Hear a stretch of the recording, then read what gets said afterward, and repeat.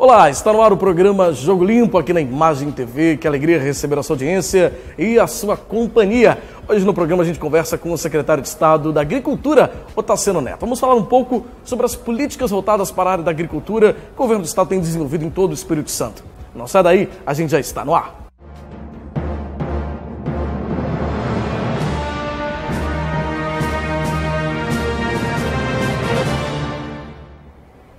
Muito bem, como nós anunciamos na abertura do programa, o nosso entrevistado de hoje é o secretário de Estado da Agricultura, Otacílio Neto. Otacílio, bem-vindo ao programa Jogo Limpo, uma alegria recebê-lo aqui, viu? Obrigado pela oportunidade, Fabiano, obrigado pelo convite, é um prazer estar aqui com vocês. Prazer é nosso. Secretário, fala um pouquinho sobre a agricultura. O Espírito Santo é um estado que tem uma área rural muito grande, né? Muitas pessoas que dependem dessa agricultura, agroindústria familiar, né? Que é o nome hoje mais usado, né? Da agricultura familiar. Como que o Espírito Santo tem desenvolvido as áreas para incentivar ainda mais na agricultura familiar e ajudar o homem do campo, né? São tão importantes para nós. É verdade. O Espírito Santo tem muita importância a agricultura no estado porque ela tem uma função, sobretudo, social relevante. Quantidade de trabalhadores e trabalhadoras, os capixabas, que estão nos municípios, sustentando a economia do município e sendo empregados pela agricultura, isso é muito relevante. Dos nossos 78 municípios, 65 municípios têm na agricultura a sua atividade mais importante. Então isso explica muito da importância da agricultura e é uma importância histórica que tem a nossa agricultura. Nós mudamos muito a agricultura, nós temos em torno de 100 mil produtores rurais no Espírito Santo, formado majoritariamente pelos pequenos produtores. 94% das propriedades rurais têm menos de 100 hectares, então são propriedades rurais pequenas. E nós tivemos, ao longo dos anos, uma mudança fundamental, uma mudança de paradigma muito importante, Fabiano. Antigamente, a gente achava que era bom negócio desmatar. Então, nas décadas de 50, 60, 40, 50, 60 e um pouquinho da década de 60, 70, o Espírito Santo desmatou praticamente todo o estado, porque a gente achava que para produzir mais alimentos era fundamental desmatar. E a gente vê hoje que desmatamento não foi um bom negócio. Se desmatamento tivesse sido um bom negócio, Pedro Canário, que é o município que eu sou produtor rural no norte do estado, divisa ali com Bahia e Minas Gerais, seria o município mais produtivo do Espírito Santo. E não é. Pedro Canário tem 4% de cobertura florestal, enquanto outros municípios têm, como Santa Maria de Jetibá, tem 50% de cobertura florestal. E o produtor rural de Santa Maria de Jetibá ganha mais dinheiro por hectare de terra do que o produtor rural de Pedro Canário. O meu avô mesmo veio do sul da Bahia, de um distritozinho, hoje o distrito de Teixeira, chamado Cachoeira do Mato. Quando ele veio em 1958 para Pedro Canário, ele dizia que ele tinha vindo para abrir fazenda. Quando ele me contava isso da minha infância, eu não entendia direito o que era abrir fazenda. E abrir fazenda, naquela época, de 1958, era desmatar, porque era o melhor negócio da época, era o que era possível fazer na época. Então, durante alguns anos, nós fizemos uma aposta de, para produzir mais alimentos, precisamos desmatar. E não adianta jogar pedra no passado. Meu avô fez isso, como um conjunto de pais e avós fizeram isso, mas era a única forma que tinha de sobrevivência naquela época.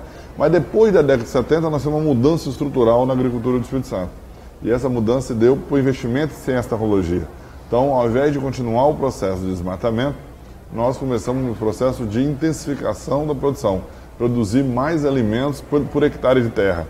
Então, precisamos diminuir a área plantada e assim mesmo produzir mais alimentos. Então nós temos a Embrapa, que foi fundada na década de 70, e aqui a Incapé ganhou muita força a partir da década de 70 e 80.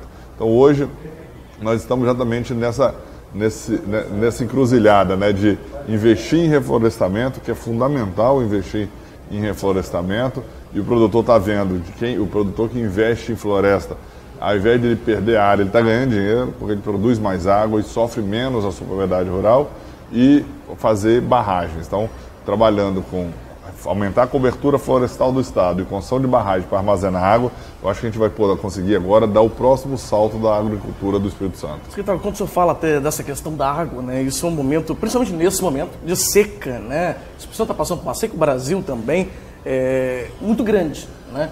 Então, o Estado tem tentado, buscado com as barragens, corrigir um pouco e consertar um pouco esse problema disso que o senhor falou, do desmatamento, né? Muito desmatamento, pouca água nas propriedades rurais, é isso? É isso, exatamente. Nós precisamos enfrentar essa questão da seca que nós temos passado. Nós estamos no 3º ano de seca seguido do Espírito Santo. é a maior seca da história. Nunca choveu tão pouco por tanto tempo no Espírito Santo. Está chovendo 50% da média histórica. O El Niño realmente foi muito intenso, mais intenso do que o El Niño do final da década passada. E agora aqui no Espírito Santo, a construção de barragens é uma política pública forte do governo. Dinheiro dos impostos dos capixabas para construir barragens e armazenar. Por exemplo, nós estamos concluindo a barragem de Pinheiros, uma barragem que está há 12 anos paralisada. São 256 hectares de lâmina d'água, são 256 campos de futebol de água armazenada. Aquela barragem sozinha, Fabiano, vai ser responsável, poderá ser responsável para irrigar até 5.000 hectares de café no sistema de gotejamento. Então, é uma grande barragem. Mas nós vamos fazendo barragens em todo o estado do Espírito Santo, mas as políticas públicas não são apenas de construção de barragens, por mais que a gente faça, serão 90 milhões de reais investidos até 2018. O governador Paulo Artung definiu isso num plano plurianual, e a Assembleia Legislativa aprovou 90 milhões de reais em construção de barragens, mas a política pública é mais completa. Por exemplo, nós estamos fazendo cursos de 40 horas, que é um curso longo, de segunda a sexta, das 8 às 6 da tarde, para engenheiros civis, agrônomos e agrícolas. Estamos qualificando os nossos engenheiros. Até o final do ano, vão ser 450 engenheiros qualificados no Espírito Santo, engenheiros dedicados à construção de barragens. Nós precisamos formar no Espírito Santo um conjunto de profissionais que tenham capacidade de fazer projetos, de entender de recursos hídricos. Isso é importante porque o governo não vai dar conta de fazer barragem em todos os lugares. Ele tem uma limitação orçamentária que são esses 90 milhões. Mas se um produtor rural quiser fazer, ele vai ter. Hoje ele não encontra profissionais à vontade para a construção de barragem no Espírito Santo, para fazer projeto. E agora ele vai passar a ter. Então estamos qualificando 450 engenheiros. E uma outra frente é o processo de simplificação. Nós precisamos simplificar a vida do produtor rural. Antigamente era impossível licenciar a barragem. Era mais negócio fazer de forma irregular, e a grande maioria dos produtores faziam, e era a única forma que tinha, não adianta criticar, que era a única forma que tinha, e agora está muito fácil. O governador Paulo Artung editou 2 decretos facilitando a construção de barragens. Vou dar um exemplo para você, nosso telespectador. Em 2013, foram licenciadas 70 barragens no Espírito Santo, apenas 70 barragens foram licenciadas. O ano passado foram licenciadas 1.500 barragens. Nós demos um salto de 70 em 2013 para 1.500 no ano passado. O produtor está fazendo mais barragens? Está, mas está muito mais fácil fazer barragem. Barragens de até 1 hectare de lâmina d'água, por exemplo, essas barragens conseguem ser licenciadas na hora no IDAF. Vale a pena procurar o IDAF. Então, como eu disse, a CESAM tem feito outros projetos, como a barragem do Rio Jucu, para construir. Há um conjunto de políticas públicas que elas juntas vão ajudar a gente a estar muito mais preparado para enfrentar as próximas secas, os próximos momentos difíceis do que a gente esteve preparado enquanto produtor rural nessa seca. Tá certo. Secretário, a gente vai para um rápido intervalo. Já a gente volta. Vamos continuar conversando um pouquinho sobre as políticas na área da agricultura aqui no Estado, né, pensando nos outros blocos. O programa hoje é inteiro com o secretário de Estado da Agricultura, Otaciano Neto. A gente vai para um rápido intervalo e já a gente volta. Não sai daí não.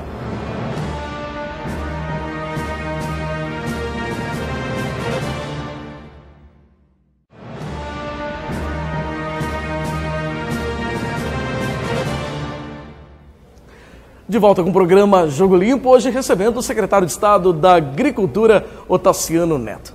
Secretário, um programa recente que o governo do Estado lançou, né, e que facilita, a ideia é facilitar um pouco mais a vida do homem do campo, desburocratizar mais a vida do homem do campo, é o Rural Mais Fácil. Como que funciona esse programa? O Rural Mais Fácil é um conjunto de iniciativas que tem o foco exatamente o que você disse, o foco para facilitar a vida do produtor. Essa agenda ambiental, que é fundamental para o país, entrou nos últimos anos, e essa entrada da agenda ambiental, junto com ela, entrou uma burocracia sem necessidade. A gente tem que preservar os recursos naturais, mas não é em função da preservação de recursos naturais que nós precisamos criar um conjunto de burocracias que só dificulta a vida do produtor. Como eu disse no bloco anterior, imagine barragens, né? Antigamente, em 2013, o Estado licenciou 70 barragens. O ano passado, o Estado licenciou, o governo do Estado, através do IDAF, 1.500 barragens. A segurança está garantida, nós estamos fazendo barragem igual a gente fazia, está preservando a área ambiental igual a gente fazia, mas a burocracia impedia, o produtor fazia a barragem irregular. Então, a burocracia não necessariamente garante a preservação ambiental, é o contrário. Então, nós estamos agora com um conjunto de iniciativas para facilitar a vida do produtor rural. Então, esse foi um exemplo de facilitar barragem, como eu disse no bloco anterior, mas também eu vou dar um outro exemplo de inspeção animal. O que é inspeção animal? Toda a carne que a gente consome nas nossas casas, ela é abatida num frigorífico. Esse frigorífico pode ser de serviço de inspeção municipal, estadual e federal. Nos frigoríficos de inspeção estadual, quem faz a fiscalização, a inspeção, são os servidores do IDAF, médicos veterinários, que olham se aquela carne, aquela carcaça daquele animal está ou não em condições de ser consumida pela população. E isso faz com que tenham várias anomalias. Vou dar um exemplo no frigorífico Zucoloto, um frigorífico aqui no município de Viana, bem pertinho. Ele abate suíno e manda a carcaça de suíno para supermercados em Linhares e Pedro Canário. Quando chega a carcaça lá, o animal abatido na noite, no dia anterior, fica refrigerado e de manhã o funcionário do IDAF tem que ir lá liberar essa carga. Quando ele chega lá, o funcionário do IDAF chega às 7 horas. Até a carga sair do frigorífico, vai sair 8h30, 9 horas. Então essa carcaça vai chegar no supermercado lá em São Mateus para ser consumida por nosso consumidor a parte da tarde.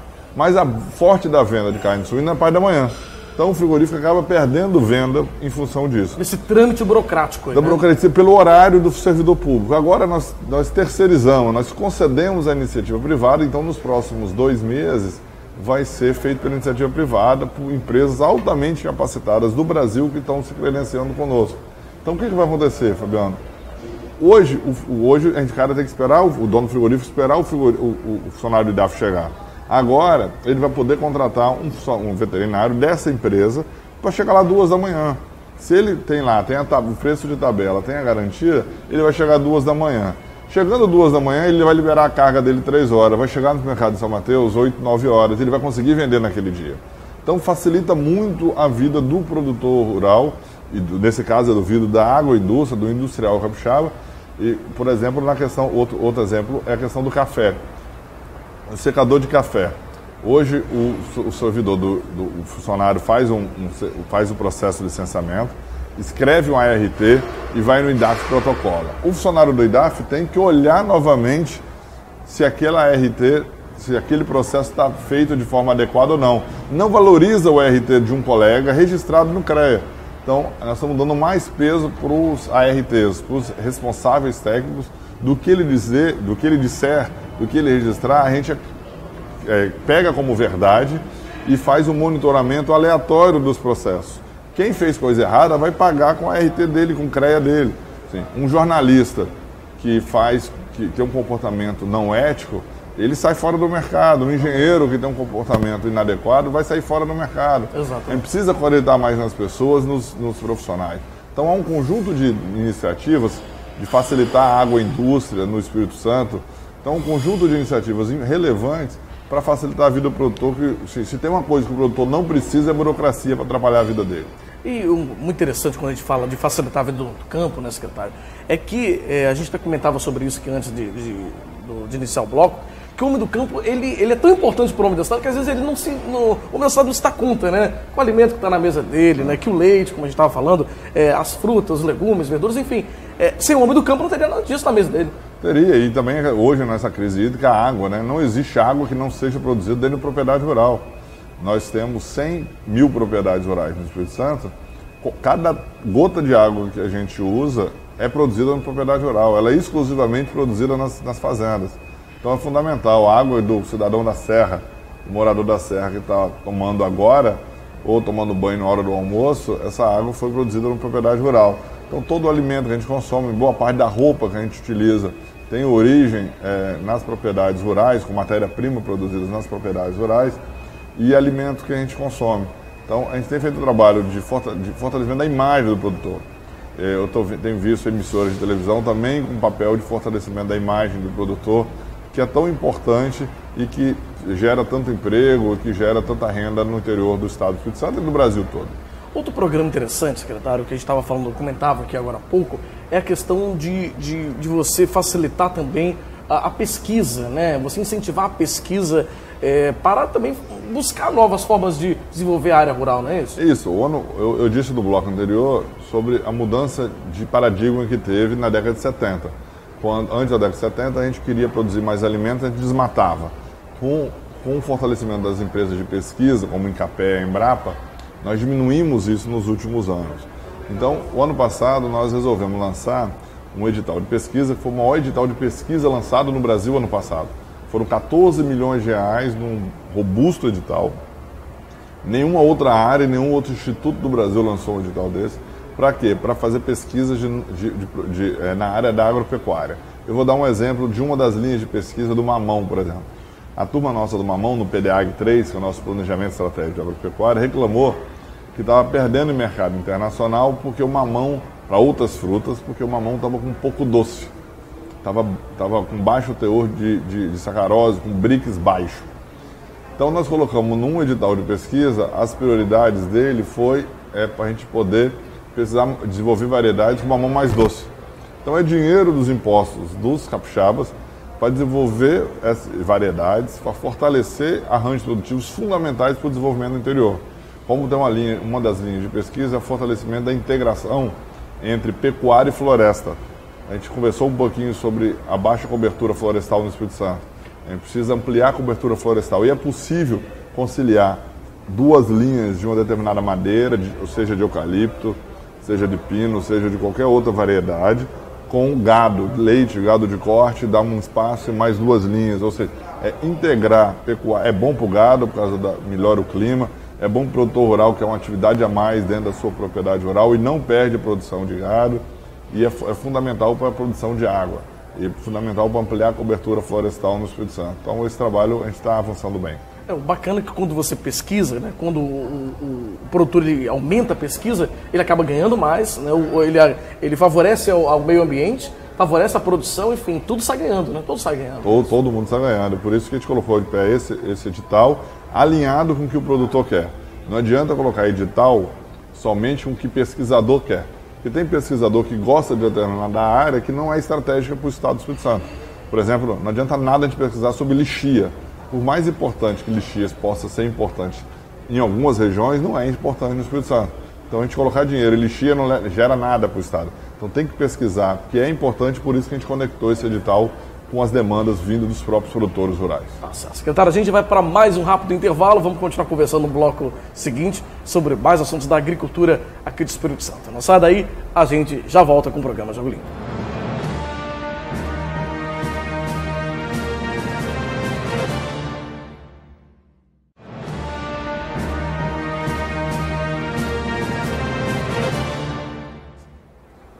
De volta com o programa Jogo Limpo, hoje recebendo o secretário de Estado da Agricultura, Otaciano Neto. Secretário, outra área, né, que a Secretaria tem atuado é na questão de fortalecimento das cooperativas. As cooperativas acabam trabalhando aí o produtor rural e ele fica mais forte, né? Os produtores se fortalecem quando estão juntos, é isso? Exatamente. O cooperativismo é importante no Espírito Santo. Nós temos algumas áreas do cooperativismo que estão bombando, só olhar o Cicobi, né? Como que a cooperativa de crédito fortaleceu, como a cooperativa de saúde fortaleceu, o caso das Unimedes no Espírito Santo, que é líder de mercado no estado. E nós temos as nossas cooperativas, outro ramo chamado cooperativas agropecuárias. São cooperativas super tradicionais, cooperativa com mais de 50 anos, em alguns casos. Veneza é um bom exemplo em Nova Venécia, a Celita é um ótimo exemplo em Cachoeiro do Apimirim, tem a Copeave, tem diversas outras cooperativas Cocafé aqui no estado. O que nós vamos fazer? Eu acredito muito em investimento em gestão. Acredito que uma boa gestão dá resultado. Então nós resolvemos, por exemplo, ao invés de entregar um trator para a cooperativa, ao invés de entregar um caminhão para a cooperativa, nós resolvemos apostar na gestão. Então nós contratamos, Fabiana, a Fundação Dom Cabral. A Fundação Dom Cabral tem um programa chamado Programa de Desenvolvimento Programa de Excelência, PAEX. O PAEX da Dom Cabral é um programa de 36 meses. Esses 36 meses custa 12 mil por mês. E nós convidamos 10 cooperativas para entrar. O governo pagou um pedaço. A OCB, que é a Organização das Cooperativas do Brasil, pagou outro pedaço. E as próprias cooperativas estão pagando outro pedaço desse valor mensal para gestão, para investir na melhoria de gestão. Então foi feito planejamento estratégico, tem feito um acompanhamento e as cooperativas estão dando saltos absurdos de gestão com esse trabalho, absurdamente bons, neste caso, pelo esse trabalho. E é impressionante que das 10 cooperativas, todas elas continuam conosco. Elas estão fortes, estão aumentando o faturamento, estão contratando mais gente. Por que é importante investir na cooperativa? Se a Veneza se torna uma cooperativa mais eficiente ainda, se ela se fortalece, ela está fortalecendo o produtor rural, porque a cooperativa é formada por produtores rurais. Cooperativa de médica é formada por médicos. Cooperativa de agropecuária é formada por produtores rurais. Não tem nenhum não produtor rural que seja sócio de uma cooperativa agropecuária. Dessas 10 cooperativas, nós temos 30 mil cooperados nas 10 cooperativas. Ou seja, dos 100 mil produtores do Espírito Santo, 30 mil produtores estão nessas cooperativas rurais que nós temos e fortalece ela, melhora a assistência técnica e extensão rural, elas fortalecem nas suas lojas de produtos veterinários. Então, por isso que a gente resolveu contratar o melhor programa de gestão empresarial do Brasil, que é o PAEX, que é o 4º melhor programa de gestão empresarial do mundo, para fortalecer as nossas cooperativas. E agora nós estamos ampliando para as indústrias. Nós estamos colocando dentro desse programa 15 indústrias, para fortalecer a indústria. O indústria forte é o produtor forte. A agroindústria só sobrevive com o produtor junto. Vou dar um exemplo, uma indústria importante é a Frisa. A Frisa abate animais aqui no Espírito Santo, tem frigorífico na Nuca, mas também tem em Colatina. A Cofrio em Atilo Viváqua, a Damari no município de Montanha, a Mafrical aqui no município de Cariacica. São indústrias que compram produtos dos nossos produtores como matéria-prima, compra porco, compra leite, compra ovinos, nosso carneiro, compra boi dos nossos produtores rurais e transforma esse produto para levar para a mesa do consumidor. Então nós estamos agora ampliando o PAEX para 10 cooperativas e para mais 15 indústrias, vão ser 25 empresas do Espírito Santo com um investimento direto do governo em melhoria de gestão. Ou seja, melhorando a gestão, você fortalece as cooperativas e atende melhor, né, esse produtor rural. Ou seja, o produtor rural ele tem mais um incentivo também, é isso? Mais um incentivo, igual ele tem a assistência técnica do INCAPé, mas a assistência técnica do INCAPé não dá conta de toda a assistência técnica do que nós temos no Espírito Santo. A gente cumpre um pedaço dessa assistência técnica, que é o acompanhamento, né, para que o nosso telespectador possa saber. O que é assistência técnica e extensão rural? É o acompanhamento de um profissional na propriedade rural. Se ele é produtor de leite, é um veterinário que vai lá ensinar ele a melhorar a produção de leite. Ou um agrônomo que vai lá trabalhar com as melhores cultivar para ele plantar, para dar alimento para os animais. Então, o INCAPé, que é o nosso órgão de pesquisa e assistência técnica, dá conta de um pedaço da assistência técnica. Tem muitos outros produtores que não têm assistência técnica. E como é que a gente faz para corrigir isso?